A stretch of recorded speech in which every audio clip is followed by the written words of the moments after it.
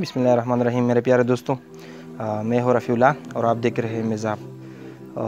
ये हमारी एक ग्रुप है जो कि 100, 150, 200 रुपये जमा करते हैं। आज हम जहाँ आए हुए हैं, ये एक बेवा का घर है। उसका खावन तकरीबन 3-4 साल पहले फ़ौत हुआ है। इसके ये 4 बच्चे छोटे। तो ये हमारी बेवा घरों घरों में जाकर कुछ सामान बेचती थी। तो हमने उनके रिश्तेदारों से बात की कि अगर हम उसके लिए दुकान में पर्दे में मतलब दुकान बनाए घर में, तो वो कैसा रहेगा। तो उनके रिश्तेदारों ने ये बात मान ली हमारे साथ। तो आज हम उनके पास आ गए और ये दुकान उनके घर में इंशाल्लाह तामीर किया। तो ये रफ्ता रफ्ता बढ़ेगा। और ये बहन जी मतलब बीमार भी हैं, गुर्दों की मरीज़ हैं। ये घर में बासानी से पर्दे में कुछ बेचेंगी, अपने बच्चों के लिए तालीम भी जारी रखेंगी इंशाल्लाह। तो ये आज उनका हक़ हमने उनके लिए लाया।